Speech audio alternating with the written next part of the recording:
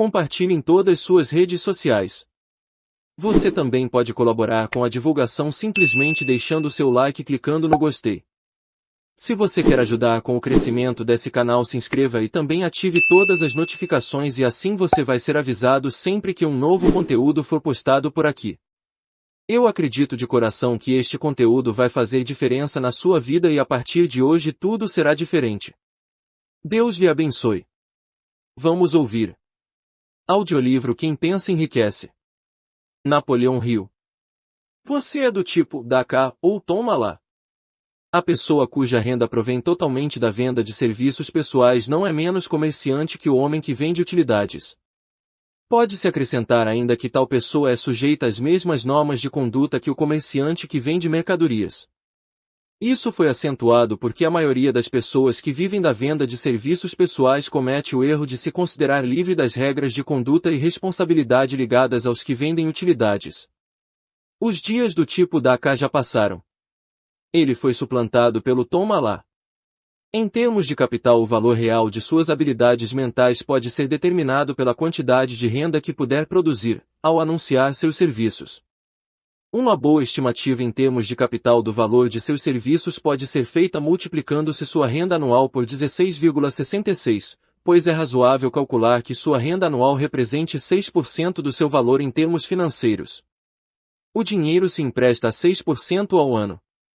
Ele não vale mais do que as habilidades mentais, ou inteligência. Frequentemente ele vale bem menos. Capacidades mentais competentes, se negociadas com eficiência, representam uma forma de capital muito mais desejável que a que se exige para levar adiante uma negociação comercial com commodities, porque as capacidades mentais são uma forma de capital que não pode ser depreciada de forma permanentemente por meio de crises ou depressões, e que tampouco pode ser roubada ou perdida. Além disso, o dinheiro que é essencial à negociação comercial é tão sem valor quanto um monte de areia, até que ele seja associado a habilidades mentais eficientes. 31 modos de falhar. A maior tragédia da vida consiste em homens e mulheres que tentam seriamente e falham. A tragédia está na maioria avassaladora de gente que falha, comparada aos poucos que vencem. Tive o privilégio de analisar vários milhares de homens e mulheres, 98% dos quais foram classificados como fracassos. Minha análise demonstrou que há 31 razões principais para o fracasso e 13 princípios importantes pelos quais as pessoas acumulam fortunas. Neste capítulo serão apresentadas as descrições das 31 razões principais do fracasso. Ao percorrer a lista, examine-se com auxílio dessa, ponto por ponto, com o propósito de descobrir quantas dessas causas de fracasso estão entre você e o sucesso. 1. Carga hereditária desfavorável. Há muito pouco a fazer, se é que há algo, por pessoas nascidas com deficiência de inteligência. A filosofia dessa obra oferece apenas um método de superar tal fraqueza, que é pelo auxílio da mente superior. Observe, porém, que esse é, no entanto, o único dos 31 casos de fracasso que não pode ser facilmente corrigido por qualquer indivíduo. 2. Falta de um propósito bem definido na vida. Não há esperança de sucesso para a pessoa que não tem um propósito central, ou objetivo, definido para perseguir. 98 entre 100 dos que analisei não tinham tal objetivo. Talvez essa fosse a principal causa de seu fracasso. 3. Falta de ambição de aspirar acima da mediocridade. Não oferecemos esperança à pessoa indiferente a ponto de não querer progredir na vida e que não esteja disposta a pagar o preço. 4. Instrução insuficiente. Essa é uma desvantagem facilmente sanável. A experiência provou que as pessoas mais instruídas são as que se fazem por si mesmas ou autodidatas. É preciso mais do que um diploma de escola superior para tornar a pessoa instruída. Qualquer pessoa instruída aprendeu a conseguir o que quiser na vida, sem violar direitos alheios. A instrução consiste não tanto nos conhecimentos, mas nos conhecimentos aplicados com eficiência e persistência. As pessoas são pagas não só pelo que sabem, mas, mais especificamente, pelo que fazem com o que sabem. 5. Falta de autodisciplina. A disciplina vem através do autocontrole, o que significa que esse deve controlar todas as qualidades negativas. Antes de poder controlar as condições, você deve controlar a si mesmo. Autodomínio é a tarefa mais árdua que você jamais enfrentará. Se não vencer seu eu, será vencido por ele. Você poderá ver, ao mesmo tempo, seu melhor amigo e maior inimigo, colocando-se diante do espelho. 6. Má saúde. Ninguém pode ter êxito acentuado sem boa saúde. Inúmeras causas de má saúde dependem de domínio e controle. São estas as principais. A. Abusar de comidas prejudiciais à saúde. B. Hábitos de raciocínio errados, da expressão a negativismos. C. Prática indevida ou exagerada do sexo. D. Falta de exercício físico certo. I. Quantidade inadequada de ar fresco, devido à respiração falha. 7. Influências desfavoráveis do meio. Durante a infância, conforme se curva o galho, a árvore se inclina. A maioria das pessoas de tendências criminosas adquirem essas tendências como resultado do mau ambiente e de amizades impróprias durante a infância. 8. Procrastinação. Esta é uma das causas mais comuns de fracasso. A procrastinação está à sombra de todo ser humano, esperando a oportunidade de estragar-lhe as chances de sucesso. A maioria de nós atravessa a vida como fracassado porque espera o momento certo para começar algo que vale a pena. Não fique esperando. O momento nunca será exatamente certo. Comece onde está e use quaisquer ferramentas que tenha à mão. Ferramentas melhores aparecerão ao longo de seu caminho. 9. Falta de persistência. Muitos de nós somos bons iniciadores, mas péssimos finalizadores de todas as coisas que começamos. Além do que, as pessoas estão inclinadas a desistir aos primeiros sinais da derrota. Não há substituto para a persistência. A pessoa que faz da persistência sua palavra-chave, descobre que o velho senhor fracasso finalmente se cansa e vai embora. O fracasso não é capaz de enfrentar a persistência. 10. Personalidade negativa. Não há esperança de sucesso para a pessoa que repele os outros, através de uma personalidade negativa. O sucesso vem pela aplicação do poder e esse é atingido pelo esforço conjunto de outras pessoas. Uma personalidade negativa não induz a cooperação. 11. Falta de controle do impulso sexual. A energia sexual é o mais poderoso de todos os estímulos, que levam as pessoas à ação. Por ser a mais poderosa das emoções, deve ser controlada pela transmutação e dirigida a outros canais. 12. Desejo descontrolado por ganhar algo de graça. O instinto de jogador leva milhões de pessoas ao fracasso. Provas disso podem ser encontradas no estudo do colapso de Wall Street, em 1929, quando milhões de pessoas tentaram ganhar dinheiro jogando na bolsa. 13. Falta de poder de decisão definido. Homens bem-sucedidos chegam às decisões com rapidez e, se for o caso, as mudam muito lentamente. Homens que fracassam chegam às decisões, se é que chegam, muito lentamente e mudam-nas com rapidez e frequência. Indecisão e procrastinação são irmãs gêmeas. Onde uma se encontra, geralmente, se pode achar a outra. Destrua esse par, antes que ele o prenda à roda de moer do fracasso. 14. Um ou mais dos 6 temores básicos. Esses temores foram analisados para você num dos capítulos seguintes. Devem ser dominados, antes de você poder oferecer seus serviços com eficiência. 15. Escolha errada do cônjuge. Essa é uma das causas mais comuns do fracasso. O casamento põe as pessoas em contato íntimo. Se essa relação não for harmoniosa, é provável que venha um fracasso. Além disso, trata-se de uma forma de fracasso marcada pela tristeza e infelicidade, destruindo todos os sinais de ambição. 16. Excesso de cautela. A pessoa que não se arrisca, geralmente tem de se contentar com as sobras, quando os outros já se satisfizeram, exercendo suas escolhas. O excesso de cautela é tão prejudicial quanto a pouca cautela. Ambos os extremos devem ser evitados. A própria vida está repleta do elemento do risco ou perigo. 17. Escolha errada dos sócios comerciais. Essa é uma das causas mais comuns de fracasso, em negócios. Ao oferecer serviços pessoais, deve-se ter grande cuidado em escolher um empregador que seja uma inspiração e que seja, ele próprio, inteligente e bem-sucedido. Nós imitamos aqueles com quem nos associamos mais proximamente. Escolha um empregador que mereça ser imitado. 18. Superstição e preconceito. Superstição é um tipo de temor. É também um sinal de ignorância. Os homens de êxito mantêm a mente aberta e não temem nada. 19. Escolha errada de vocação. Ninguém pode obter sucesso numa linha de atividade que não goste. O passo mais importante na negociação de serviços pessoais é a seleção de uma ocupação a qual você possa se entregar de corpo e alma. 20. Falta de concentração de esforço. O pau para toda obra raramente é bom em alguma coisa.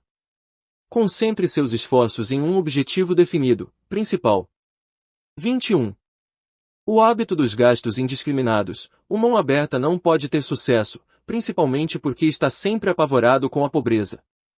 Forme o hábito da economia sistemática, guardando uma porcentagem definida da sua renda.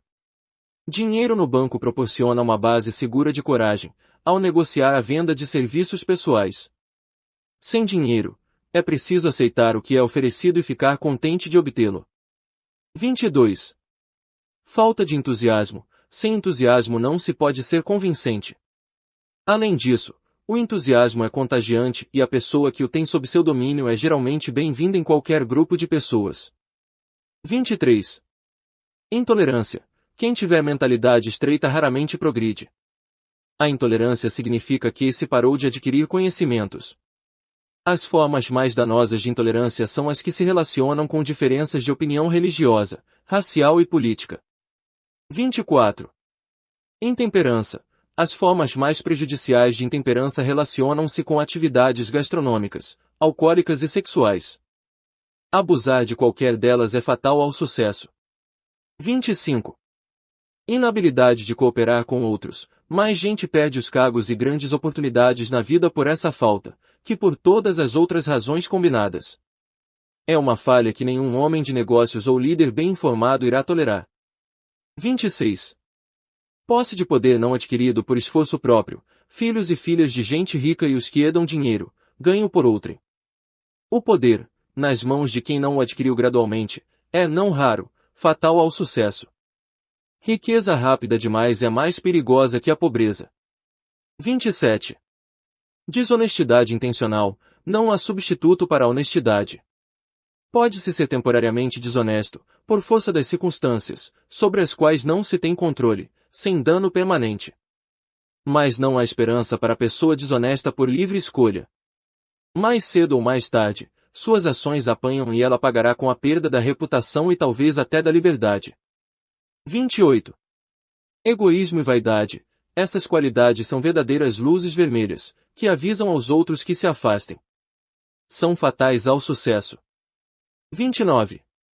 Adivinhar em vez de pensar. A maioria das pessoas é indiferente ou preguiçosa demais para reunir fatos com os quais raciocine com exatidão.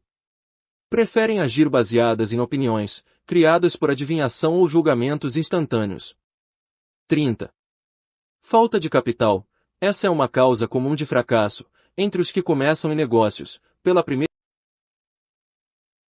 primeira vez, sem reserva suficiente de capital para absorver o choque de seus erros e aguentá-los até que estabeleçam sua reputação. 31. Outras causas de fracasso. Inclua aqui qualquer outra causa principal de um fracasso que você tenha sofrido e que não tenha sido incluída na presente lista. Nessas 31 causas principais de fracasso encontra-se a descrição da tragédia da vida, que acontece a praticamente todos os que tentam e falham. Será de grande utilidade se você puder pedir a alguém que o conheça bem, para percorrer essa lista com você, ajudando-o a se analisar através das 31 causas do fracasso. Será benéfico se o tentar sozinho. A maioria das pessoas não pode se ver como outros a veem. Você pode ser uma delas. Como é que você se anuncia? O mais antigo dos conselhos é, homem, conhece a ti mesmo. Se você quiser negociar mercadorias com sucesso, deve conhecer essas mercadorias. O mesmo se aplica à negociação de serviços pessoais. Você deve conhecer todas as suas fraquezas pessoais, para que possa superá-las ou eliminá-las completamente. Você deve conhecer seus pontos fortes, de modo que possa chamar atenção para eles, quando estiver oferecendo seus serviços. Só é possível conhecer-se através de uma análise precisa. A loucura da ignorância em relação a si mesmo foi exibida por um jovem, que solicitou um cargo ao gerente de afamada companhia. Causou ótima impressão, até que o gerente lhe perguntou que salário esperava. Respondeu que não tinha soma. Fixe em mente, falta de objetivo definido. O gerente então replicou, pagar-lhe, emos o que vale, depois de uma semana de experiência. Não aceitarei isso, disse o solicitante, porque estou ganhando mais do que isso, onde estou empregado atualmente.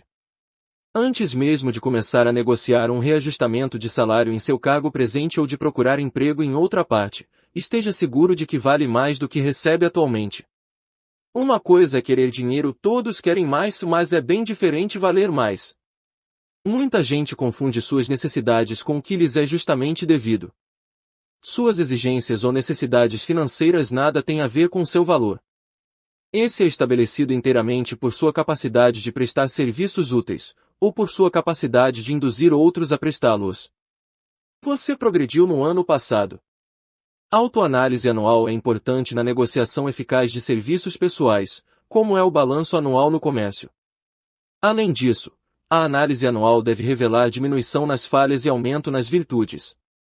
Na vida, vai-se para diante, fica-se parado ou se retrocede. É claro que o objetivo deve ser o de progredir. A autoanálise anual revelará se houve progresso, e se houve, quanto. Revelará também algum retrocesso que porventura tenha ocorrido. A negociação eficiente de serviços pessoais exige que se avance, mesmo que o progresso seja lento. A autoanálise anual deve ser feita no fim de cada ano, de modo que você possa incluir nas resoluções do ano novo os progressos que a análise indica deverem ser feitos. Faça esse balanço fazendo-se as perguntas que estão a seguir, e examinando as respostas, com o auxílio de alguém que não permita que você se iluda quanto à exatidão das respostas. 28 perguntas muito pessoais. 1. Alcancei o objetivo que estabeleci a mim mesmo, esse ano. Você deve ter um objetivo anual definido, a ser atingido como parte do seu objetivo principal na vida. 2. Prestei serviço da melhor qualidade de que fui capaz ou poderia ter melhorado uma parte desse serviço. 3. Prestei a maior quantidade de serviço de que fui capaz. 4. O espírito de minha conduta foi harmonioso e cooperativo, o tempo todo. 5.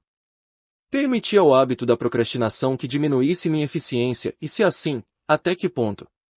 6. Melhorei minha personalidade, e se assim, de que maneira? 7. Fui persistente em seguir meus planos até completá-los. 8. Tomei decisões com rapidez e de caráter definido, em todas as ocasiões. 9. Permiti que um ou mais dos 6 temores básicos diminuísse minha eficiência. 10. Fui cauteloso demais ou cauteloso de menos. 11. Minhas relações com os companheiros de trabalho foram agradáveis ou desagradáveis. Se foram desagradáveis, a falta foi minha em parte ou inteiramente. 12. Dissipei alguma energia por falta de concentração de esforço. 13. Fui compreensivo e tolerante em relação a todos os assuntos. 14. De que maneira melhorei minha capacidade de prestar serviços? 15. Fui intemperado em algum de meus hábitos. 16. Expressei, aberta ou secretamente, qualquer forma de egoísmo. 17. Minha conduta para com os companheiros levou-os a respeitar-me. 18. Minhas opiniões e decisões se basearam em adivinhações ou na exatidão de análise e raciocínio. 19. Segui o hábito de fazer um orçamento de meu tempo, despesas e rendas. E segui rigorosamente esse orçamento. 20. Quanto tempo dediquei a esforços inúteis, que poderia ter aproveitado melhor? 21. Como reorganizar meu tempo e mudar os hábitos, de modo a tornar-me mais eficiente durante o ano que vem? 22. Sou culpado de alguma conduta não aprovada por minha consciência. 23. De que maneira prestei mais e melhor serviço do que me pagaram para prestar? 24. Fui injusto para com alguém e se o fui, de que maneira? 25. Se fosse eu o comprador de meus serviços esse ano, estaria satisfeito com minha aquisição. 26. Estou seguindo a vocação certa e, se não, por que razão? 27. O comprador de meus serviços ficou satisfeito com eles e, se não, por que razão? 28. Qual a minha média atual nos princípios fundamentais do sucesso? Tire essa média com justiça e franqueza, fazendo-a verificar por alguém com coragem suficiente para executá-la com exatidão. Tendo lido e assimilado os dados desse capítulo, você está, agora, pronto a criar um plano prático para negociar seus serviços pessoais. Nesse capítulo encontrará a descrição adequada de cada princípio essencial no planejamento da venda de seus serviços pessoais, incluídos os atributos principais da liderança, as causas mais comuns de fracasso na liderança, descrição dos campos de oportunidade para a liderança, causas principais do fracasso em todas as fases da vida e as perguntas importantes que deverão ser usadas na autoanálise. Essa apresentação pormenorizada e exata de dados foi incluída porque será necessária a todos que precisam começar a acumular riquezas, negociando serviços pessoais. Aqueles que perderam a fortuna e os que estão começando a ganhar dinheiro nada têm a oferecer, senão serviços pessoais, em troca de riquezas. Por isso, é essencial que disponham dos dados práticos necessários à negociação de serviços, para melhor proveito. A assimilação e compreensão completas dos dados aqui apresentados será útil na negociação de serviços e ajudará também a pessoa a ser mais capaz de análise e capaz de julgar os outros. Os dados serão inestimáveis a diretores de pessoal, gerentes de emprego e outros dirigentes, encarregados da seleção de empregados e da manutenção de organizações eficientes. Se você duvidar dessa afirmação, experimente sua eficácia, respondendo, por escrito, as 28 perguntas de auto-análise. Suas vastas oportunidades de acumular riquezas. Agora que analisamos os princípios pelos quais se podem acumular riquezas, perguntaremos, naturalmente, onde encontrar oportunidades favoráveis para aplicar esses princípios. Muito bem, façamos um balanço e vejamos o que os Estados Unidos oferecem à pessoa que procura grandes ou pequenas riquezas. Para começar, lembremos-nos, todos nós, de que vivemos num país em que todo cidadão cumpridor da lei goza de liberdade de pensamento e liberdade de ação, sem paralelo no mundo inteiro. Muitos de nós jamais fizemos um balanço das vantagens dessa liberdade. Jamais comparamos essa liberdade limitada com a liberdade reduzida de outros países. Aqui nós temos liberdade de pensamento, liberdade na escolha e no gozo da instrução, liberdade de religião, liberdade política, liberdade na escolha de um negócio, profissão ou ocupação, liberdade de acumular e possuir, sem ser molestado, toda a propriedade que pudermos acumular, liberdade de escolher nossa residência, liberdade de matrimônio, liberdade através de oportunidades iguais a todas as raças, liberdade de locomover-se de um estado a outro, liberdade na escolha dos alimentos e liberdade de concorrer a qualquer posto, na vida, para o qual estejamos preparados, mesmo a presidência dos Estados Unidos. Temos outras formas de liberdade, mas essa lista dará uma visão geral das mais importantes, que constituem oportunidades do mais elevado grau. Essa vantagem de liberdade é tanto mais visível quanto os Estados Unidos são o único país que garante a cada cidadão, nativo ou naturalizado, uma lista de liberdades tão amplas e variadas. Em seguida, recapitulemos algumas bênçãos, que a nossa liberdade tão difundida colocou ao alcance de nossas mãos. Tomemos, como exemplo, a família americana média, isto é, a família de renda média, e somemos os benefícios de que dispõe cada membro da família, nessa terra de oportunidades e de muitas oportunidades. Depois da liberdade de pensamento e ação vem alimentação, vestuário e abrigo, as 3 necessidades básicas da vida. Alimentação. Por causa da nossa liberdade universal, a família americana tem, ao seu dispor, à porta mesmo, a mais variada seleção de alimentos, encontrada em qualquer parte do mundo, por preços ao seu alcance econômico. Vestuário. Em qualquer parte dos Estados Unidos, a mulher de padrão médio pode se vestir com conforto e capricho, por menos de $500 por ano e o homem médio idem, ou por menos ainda. Abrigo. A família média vive num apartamento confortável, aquecido, iluminado a eletricidade, com gás para cozinhar. A torrada da refeição matinal foi feita em torrador elétrico, que custa alguns dólares apenas. A limpeza do apartamento é feita por aspirador elétrico. Água quente e fria correm, a qualquer momento, na cozinha e no banheiro. A comida é conservada na geladeira elétrica. A esposa enrola o cabelo, lava a roupa e passa com equipamento elétrico, facilmente manejável pela força obtida ao ligar o fio na tomada da parede. O marido se barbeia com o barbeador elétrico e eles recebem diversão do mundo inteiro, durante 24 horas, se o quiserem, sem despesa, ligando, simplesmente, o rádio ou a televisão. Há ainda outras comodidades nesse apartamento, mas a lista acima da boa ideia das evidências concretas da liberdade de que nós, na América do Norte, gozamos. Somente as 3 necessidades básicas de alimentação, vestuário e abrigo foram mencionadas. O cidadão americano médio tem outros privilégios e vantagens disponíveis em troca de esforço modesto, não excedendo 8 horas diárias de trabalho. O americano médio tem direitos de propriedade assegurados de uma maneira que não se encontra em nenhum outro país do mundo. Ele pode colocar o dinheiro excedente no banco, com a certeza de que seu governo o protegerá e o reembolsará, se o banco falir. Se o cidadão americano quiser viajar de um estado a outro, não precisa de passaporte, nem da permissão de ninguém. Pode ir quando bem entender e voltar quando tiver vontade. Pode, também, viajar de trem, automóvel particular, ônibus, avião, ou navio, conforme sua renda o permitir. Dê crédito ao capital. Muitas vezes ouvimos políticos proclamando a liberdade da América, ao solicitar votos, mas raramente dão tempo ou dedicam esforço suficiente à análise da fonte ou natureza dessa liberdade.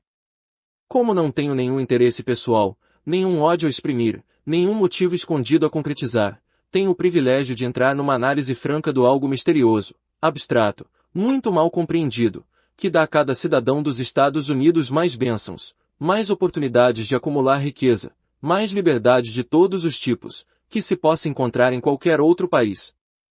Tenho o direito de analisar a fonte e a natureza desse poder invisível, porque conheci e conheço há mais de meio século, vários homens que organizaram esse poder e vários responsáveis por sua manutenção. O nome desse misterioso benfeitor da humanidade é capital. O capital não consiste apenas de dinheiro, mas, mais especialmente, de grupos de homens altamente organizados e inteligentes, que planejam meios e modos de usar dinheiro com eficácia, para o bem do público e para lucro próprio. Tais grupos consistem de cientistas, educadores, químicos, inventores, analistas de negócios, propagandistas, peritos em transportes, contadores, advogados, médicos e homens e mulheres com conhecimentos altamente especializados em todos os campos da indústria e do comércio. Eles são pioneiros, fazem experiências e abrem caminho em novos campos de iniciativa. Mantêm hospitais, escolas superiores, grupos escolares, constroem estradas ótimas, editam jornais, pagam a maior parte das custas do governo, e tomam conta dos múltiplos pormenores essenciais ao progresso humano. Resumindo, os capitalistas são o cérebro da civilização, porque fornecem a matéria de que consistem a educação, o esclarecimento e o progresso humano. O dinheiro sem capacidades mentais é sempre perigoso.